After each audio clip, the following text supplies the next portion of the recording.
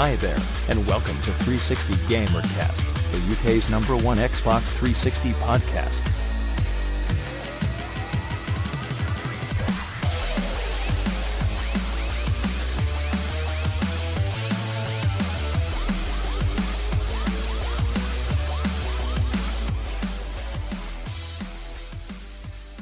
Hello and welcome to episode 17 of 360Gamercast. I'm your host, Mark Webb, gamertag Webby317, and joining me today is Cole Lush, gamertag Cole360. And it's not the other way round. And also joining me today is Colin Dean, gamertag Collie Wally. Hey, how's it going? And it appears that we have been had. We have indeed, and we'll talk about that more in a minute. And also joining me today is Mark Idden, gamertag Uncle Math. Hello, people. Hello. Right, well, contrary to our last podcast where we dedicated quite a big segment to it, we dedicated a lot of it to the spring update. And looks like that we were all conned by rumours on the internet, as it's now been revealed that there will be no spring update this year. Ooh. I'm actually pretty saddened about that. Yeah, it's not good, especially since we dedicated a lot of our time talking about, you know, all these cool new features that are supposedly coming out. And I don't know where these websites got that info from, because now it's been put out that they're not going to be doing that. I'm quite cheesed off now. And that's because Microsoft have been really bad with their keeping things secret anyway. Maybe it was a secret, but then someone obviously leaked it, and then now they want to say, we're not doing an update, just to surprise people that it is actually there. So that they say the rumours aren't true, and then when they actually put the spring update out, they were like, oh yeah, we are true, ha, we conned you again. Yeah, but this time last year, the spring update had already come out, so I'm quite sure that this is the truth. I mean, one of the reasons that they've said that the spring update isn't coming out now this year is because they've dedicated a lot of the time to trying to improve the service, make sure there's less downtime and stuff like that. So I just want to apologise to everyone that listened to the last episode when we were talking about this spring update, and now it's been told that it's not coming out. So sorry to keep your hopes up, guys. I'm actually really, really sorry about this. What kind of dillhole spends the time and energy to put that shit together? I mean, it was on a lot of websites. It's all fake. Yeah, I mean, it was on so many websites. It was on all, like, major websites and everything as well, like N4G and stuff. And, this happens. It's like, what the hell is going on? It's ridiculous. Yeah. But going on to stuff coming off the Xbox Live, it's been announced that Microsoft are going to be taking off some of the arcade titles from the Live marketplace soon. Have you guys heard about this at all? Yeah, it's just the ones that aren't selling, right? Yeah, it's to do with the conversion rates. It's if less than 6% of all tries downloaded lead to full game purchases, then it's one of the criteria for taking the game off the list. So basically it's just the games that aren't selling well they're going to take off the list, which, I don't know, might be a good idea because, the Live Arcade is getting a bit cluttered now with a lot of titles. Yeah, but don't worry guys, if you've already downloaded one of these games that are going to be taken off and you accidentally delete your game, if you go to your past downloaded things on your account settings, you can re-download the game off there anyway. So that's not much of an issue. But the main issue is if you actually was thinking about buying a certain game and you've been contemplating it for a while and then they go and remove it, how are you actually going to be able to play that game and get the achievements? And it also cuts out the newlywed gamer score whores that want to go buy one of the arcade games, and they haven't got much choice because someone who already has the game has got an upper advantage on them with Gamerscore. They won't be able to get Gamerscore because they won't be able to get the game ever. Yeah, but what's the point of buying a game just for Gamerscore? I mean, come on. The arcade games that aren't going to sell are obviously they're going to be the really crappy ones that no one wants to play anyway. So I can see why they're doing it. You can only get a couple hundred gamer score points from an arcade game anyway, I think. Yeah, and and some of the games it's hard enough just to get 20 of them points anyway. You realise that you can get 200 points normal, and then if the people who develop the game decide they want to, in an update they can put an extra 50 points on, whereas the full-blown Xbox titles they can put an extra 250 points on, like Oblivion and Gears of War, etc. have done. Oh, wicked. What games have they put the extra 50 points on, Cole? If I remember correctly, Small Arms has got the extra 50 points on. It's got extra achievements on it. So yeah, that's my memory serves right. Well, that's a bit of news from the arcade side of things. Swiftly moving on, I just wanted to talk about Grand Theft Auto very quickly. I finally managed to complete it now, and as I put on the forums, I completed it in 30 hours and 13 minutes on my first playthrough, so I didn't get the achievement for completing it in under 30 hours. But I went back to one of my old save games, and I went and done the other ending. That's it, guys, you've heard it right. There are 2 different endings in this game. So I've done the second ending, and I'd managed to complete the game in 29 hours and 48 minutes, thereby getting the achievement for under 30 hours. And both endings are very, very good. That's nice to hear. Well done. So you have a recommendation of which one to do first? Don't really want to spoil the game, but there's so many choices that you can do. But you know, for the people that have completed it, you get a choice at the end either to take revenge on someone or do a deal to make some extra cash. That's all I'm going to say, and doing either of those determines one ending, and it changes a big part of the end sequence as well. And there's also another choice you get, and I am going to spoil this, but that guy you're looking for through the whole game, because he's looking for someone, isn't he? Well, you actually get a choice of whether to kill him or not, and I killed him, and I forgot to save before and to change it so I couldn't kill him, so I don't know what the difference in if that would make in the game. But there are 2 major endings to this game, and it changes the end sequence completely, the way you play the end. Like the end of the game, you do a couple of different things and stuff. It's very, very good. So glad I've completed it now, because it's given me more time to play other games.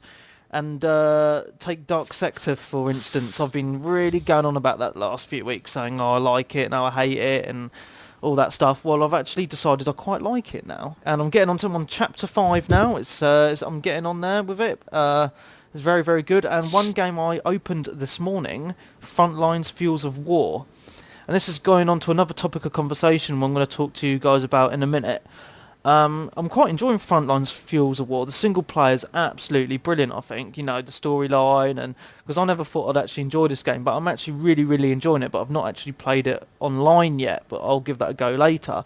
But the topic of conversation I wanted to get onto with you guys is about demos, because I played the demo of Frontlines Fuels of War, and I thought, what a pile of crap. I'm not buying that game. And I've ended up renting Frontlines Fuels of War and actually really enjoying it. So the topic of conversation is, when you download demos, how much does it convince you to buy a game or not to buy it? Rainbow Six Vegas, when that first came out as a free player map demo, that was exactly like the actual game. I went out and bought it because I was addicted to playing the demo, and then the beta came out for Call of Duty 4, and that was superb, just exactly like the game. But not all demos, as you say, play like the actual real game. I mean, I played loads of demos, but I'm not buying that. Hence, that's why I'm always on Call of Duty 4 all the time. If I do find a demo that is decent and really does play well, then obviously it's going to be a bit more better when you get the actual game. So I don't know, it all depends on the actual industry. Some people will buy some right horrible, really rubbish games, but you'll go and rent them first just to see what they actually play like. And some people don't even bother putting demos down. So that's the way I see it. If it's fun, I'm going to buy it, pretty much. So if I play a demo and I'm thinking, well, what am I actually playing, sort of thing. Let's take, for example, what one did I play the other day that I can't remember now?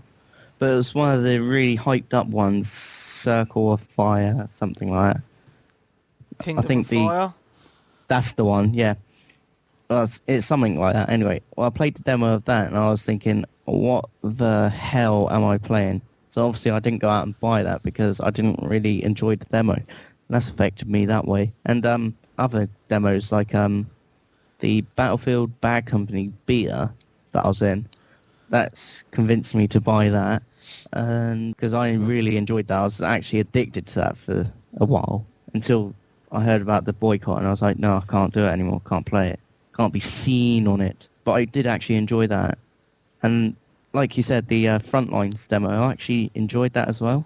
I don't know why, but it's one of the ones that you either hate it or you love it, and I actually loved that demo. To me, it boils down to long-lasting playability. I downloaded the Bourne Conspiracy demo, and it just it was fun to play through. But I'm still pretty much leaning towards not buying the game just because it doesn't seem like I'd want to replay it over and over again. It wouldn't have lasting play value. On the other hand, the one game that I did buy because I downloaded the demo was BioShock. Have you guys played BioShock? Oh yeah, completed it twice. Brilliant game.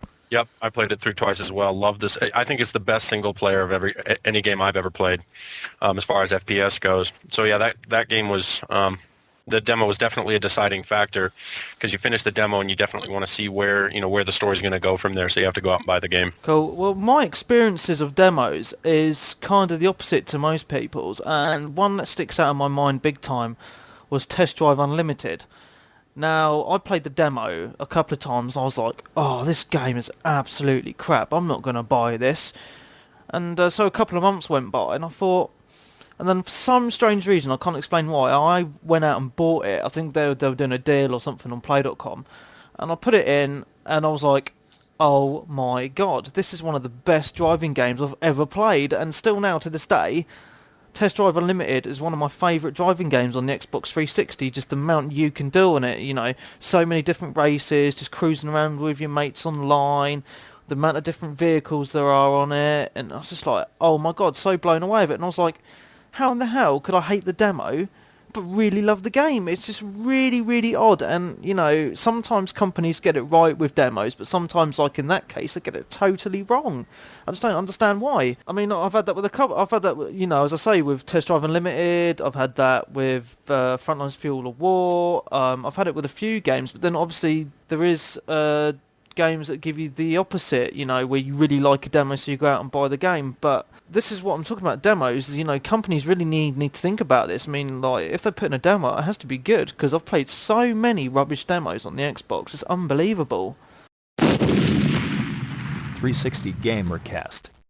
Putting the 360 into Xbox 360 since, February. Anyway, moving on, we've got some Gears of War 2 multiplayer details to talk about here. And the first thing is it's going to be 10 players online, 5v5. Not all this 4v4 stuff we had. Yeah, and also it's going to have a Halo-style matchmaking system. Now, what do we think of the Halo matchmaking system? I mean, I like it to a point. It's kind of like the Call of Duty 4 system, but I would... For me, the perfect matchmaking system would be where you could have it kind of like Halo, but choose the maps. Battlefield 2, have you seen the matchmaking system for Battlefield 2? No. It's kind of a voting system, but it takes it one step further than Call of Duty. It's at the end of each match, you can vote on which map you want to play, and it'll just automatically queue up the map that receives the most votes. But you can choose from all the maps, and so that's kind of interesting. If you end up sticking with what the 3 or 4 most popular maps usually when you do use that system. Call of Duty, you just can vote to cancel one and then you're stuck with whatever's queued up after that. But this one you can actually choose and vote from the whole list of maps each time. That's taken it from the PC, like Counter-Strike does that. But what they need to do on Gears of War 2, I mean, on Gears of War 1, I really didn't like the multiplayer. I just didn't get into it. It wasn't really my thing, and... with Call of Duty 4 out now, they really need to bring something special out for this multiplayer to get people off Call of Duty 4, really. Well, that's probably what they're aiming to do with Gears of War 2, is to get people onto Gears of War again, rather than getting them on, playing it for the first week or so, thinking, yeah, it's an alright game, and then just hitting straight back to Call of Duty 4. But as everyone says, people who've made Atari, no, it's not, I can't remember, it's Activision, if I remember correctly, made Call of Duty 4. They've got it so right with that. Yeah. So hopefully other companies can learn from that. There's one interesting online game mode on Gears of War 2 that I just want to tell you about quickly. It's called Meat Flag, and it's a capture the flag style mode where the flag is actually an AI controlled player who will wander the map and attempt to kill anyone who gets near him. To capture him, you will have to first down him, then escort him as a meat shield all the way back to your base. All the while your opponents are trying to kill you and shoot at the flag. Because if shot at enough, your meat shield flag will break free, go berserk and deal out the pain. Respawning will be featured in this game mode, as well as stats for the amount of kills the AA controlled flag just shout. Well, that sounds like an interesting game mode. I can see that being quite popular because it's captured a flag which people always wanted in Gears of War, but it brings comic styling to the actual thing. Maybe what they're going to do with the flag is probably have it as a locus or something. The thing is, though, they're going to be, with the maps as well, they're going to be remaking some of the maps. They're remaking Gridlock, which was a popular map on the original Gears of War. And it looks like they're only going to have about 4 or 5 multiplayer maps to begin with before they start dishing out the multiplayer content, which I think is a bit strange, but... Well, maybe them 5 maps are the most popular ones from the original Gears of War. You never know. But as you say, they're remaking Gridlock, so maybe they're remaking more popular ones, like, I don't know if it's popular or not, but the train station one. Maybe they're going to be, like, remaking them, putting them in, and then putting the new ones as downloadable content. And another feature that they're going to be bringing out is chainsaw duels.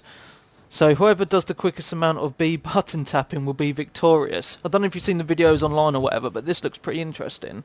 Because all the enemies are going to have the chainsaw guns as well. So that's going to be pretty cool indeed. The thing I'm looking forward most to about Gears of War 2, though, is the co-op. I mean, the co-op on the last one was absolutely amazing, and I think in this one it's going to be really good as well. I mean, that's the only reason why I played it so much. Well, hopefully they'll get it right with this one, because you don't want Gears of 1 to be, like, you know, the best thing ever. You don't want it to be like what happened with Rainbow Six Vegas 2, where everyone was so hyped up about it, and then it just turned out to be a load of bullshit. Is that bad?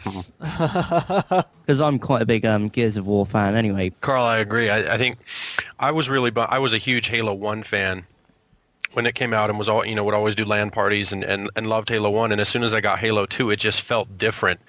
You know, you jumped higher and you were in the air longer. The melee attack was much weaker. The grenades didn't throw the same way. The gameplay changed. I'm hoping they keep the gameplay pretty much the same and just give us additional options like new weapons, but don't change the actual physics of the gameplay too much. Otherwise, I'd be like Carl. I'd be pretty much bummed out. People love a game for a reason, and if they try to swing the pendulum too far over on a sequel just to try and change too many things, then they're taken away from what makes the game fun in the first place. So, well, looking at the videos of Gears of War 2, it looks basically exactly the same as Gears of War 1 anyway. Right. So that's encouraging, yeah. When I looked at the video of Gears of War 2 compared to, like, Gears of War 1, Gears of War 2 looked really good. Like, the chainsaw duels, chainsawing them, like, through the middle rather than going down just the one cinematic of being chainsawed. They've now got, like, different ones, and especially the chainsaw dueling. But I can see many people online, if they do the who presses B faster sort of thing, most people are going to buy these controllers with the turbo thing. Also, And with things like that, Carl, it's lag can be a big issue. If someone's got a poorer connection than someone else and they're tapping B, the internet's going to struggle to keep up with that, and the person with the better connection is going to always win, aren't they? Yep. It is, yeah. It comes back. I don't know if you... Yeah, so, yeah, that's all it's about, really. It's just internet. But moving on from Gears of War, do we reckon games are getting easier and easier nowadays? If you look back into the old days, do you remember playing games like Mario or even Frogger or, all them classic games and remembering how hard they were? And like now, you can complete games so easy. Well, I don't think it's actually dumbing down. I think some games, they have the difficulty so that if you go on easy or whatever, it is actually really easy. Whereas back then, easy was sort of like, medium to hard.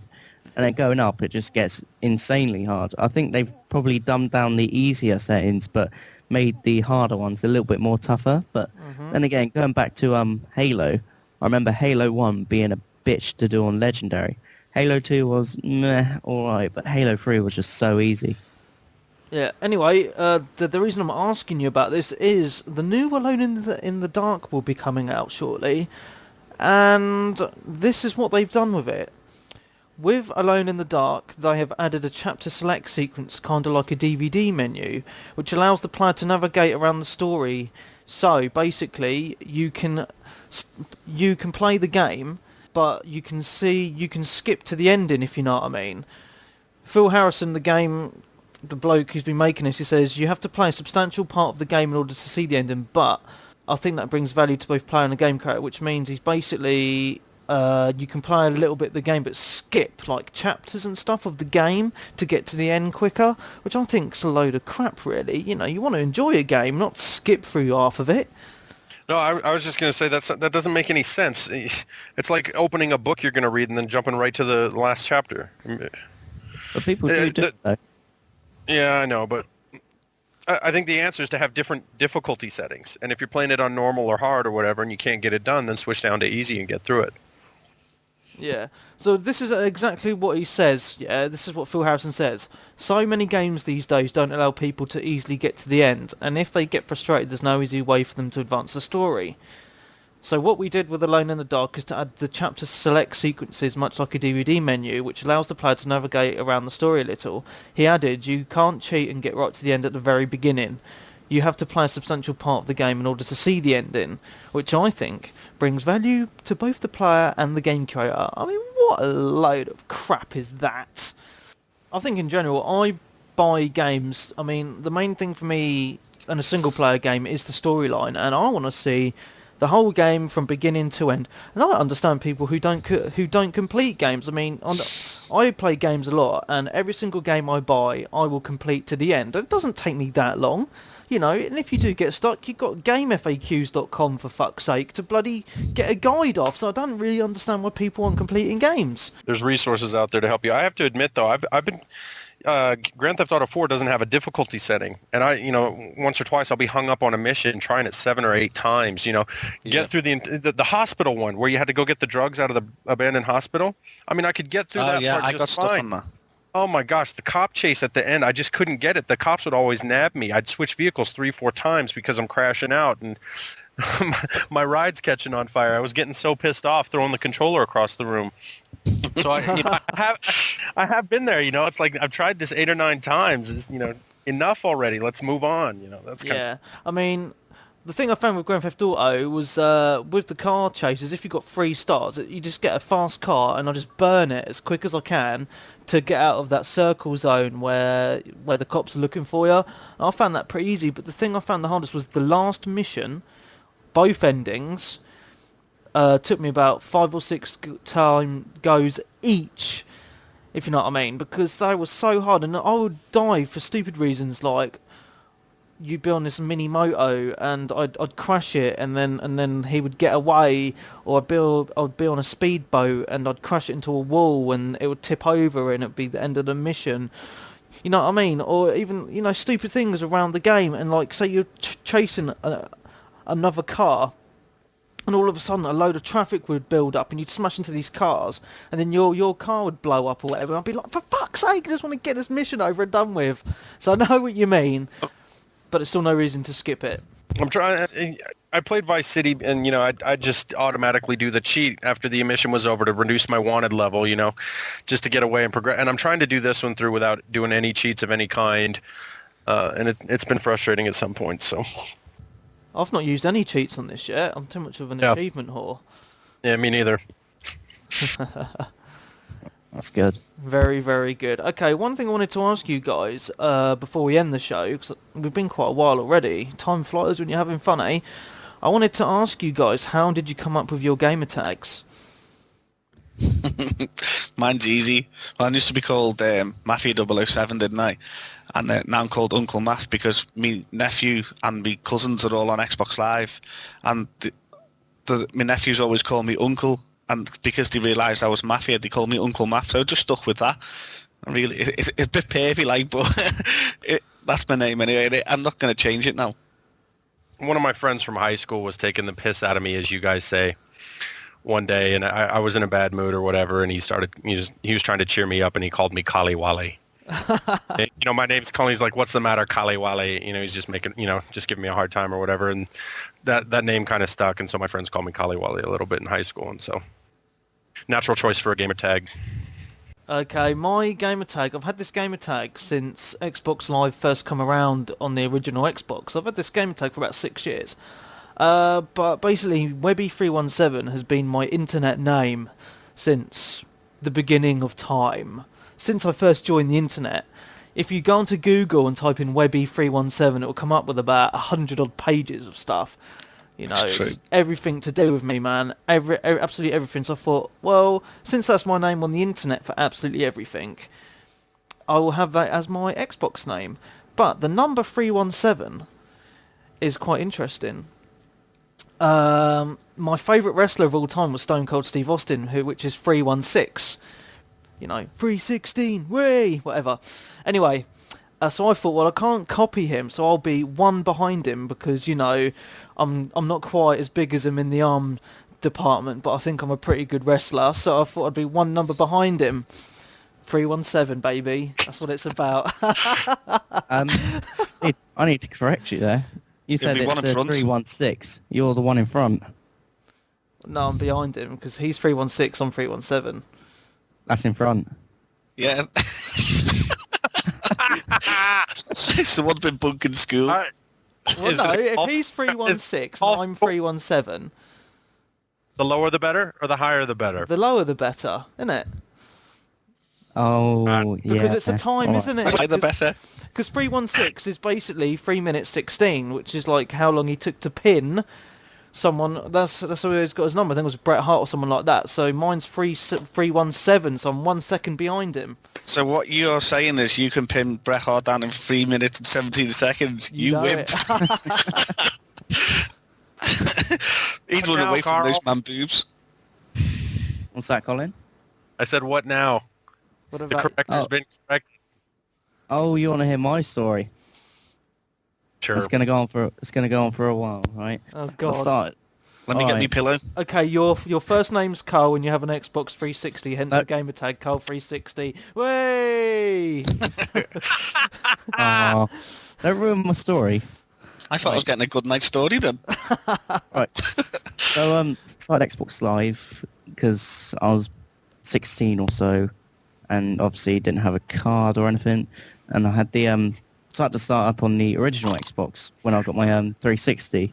So, but when I started on my 360, my actual gamer tag, which is now a silver tag, which I still have, was Cola Carl because I drank a lot of Coke.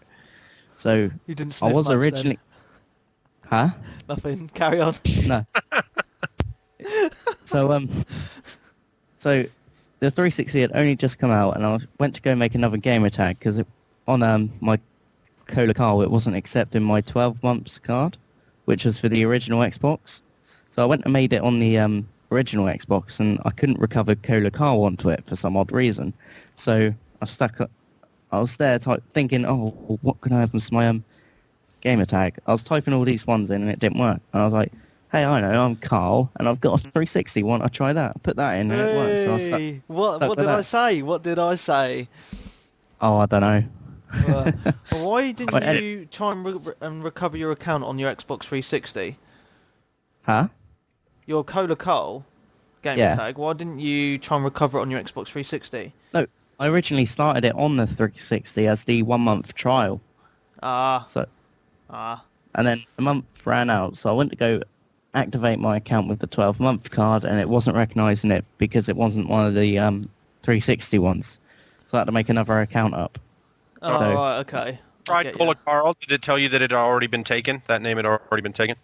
It did, yeah, and I thought, oh well. Okay, I've got one shout out, and that is to Ian Miller. His gamer tag is Spearnom, and I'd like to say a big thanks to him for making our intro and outro tunes. So a big shout out for him. Way! Woo! Can I just give one shout out since we're all doing shout outs? It's to someone that, dedicated a lot of time to me. Hello, me!